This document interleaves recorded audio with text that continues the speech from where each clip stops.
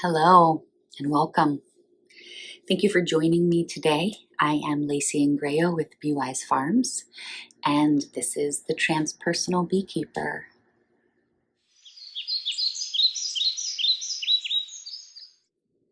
Today we talk about the practice of communing with bees, or telling the bees, as it is known in Celtic mythology. Within this myth, or tradition, or ceremony, the bees were thought of as a gateway or a messenger into the spirit world. And so bees were told of major life events, birth, death, marriage, all these really big transitions that happen in our world, in our lives.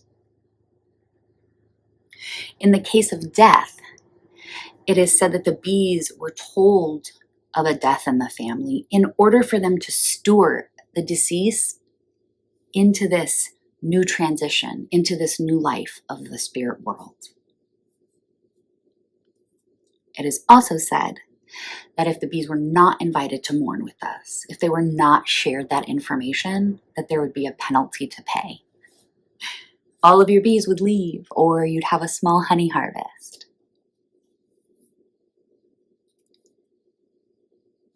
This is just a bit of background information as to where the practice comes from.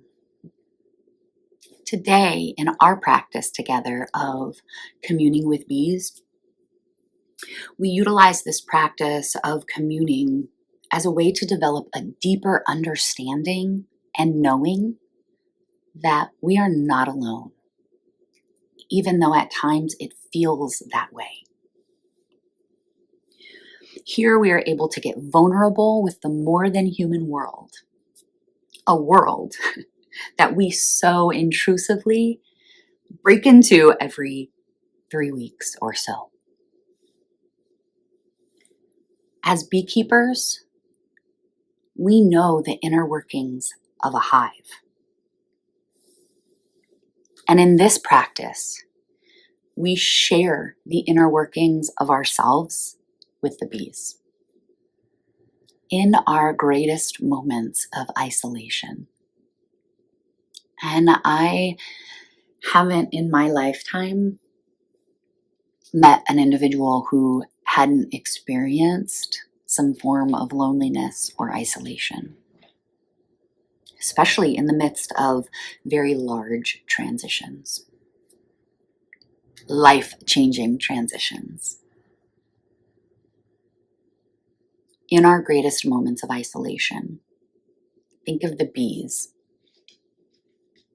Nature has a way of being available to hold space for us in a very unique way. As someone who supports people in developing very personal wellness routines, one of my number one tips is to start small. These practices offered are not a one and done deal. And to develop a deeper sense of connection with the inner and outer world, we must put in the work or practice. Like anything else that requires growth or development, start small. The next time you notice an undesirable thought that arrives, tell the bees.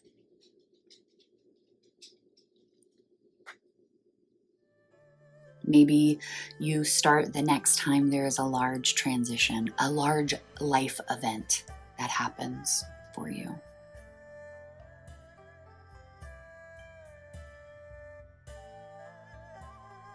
Maybe simply sharing your day with bees the next time you walk by your hives, simply to gaze upon them.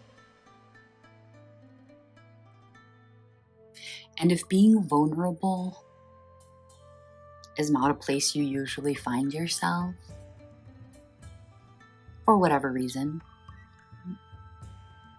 then being vulnerable with bees is a really simple, very easy place to start.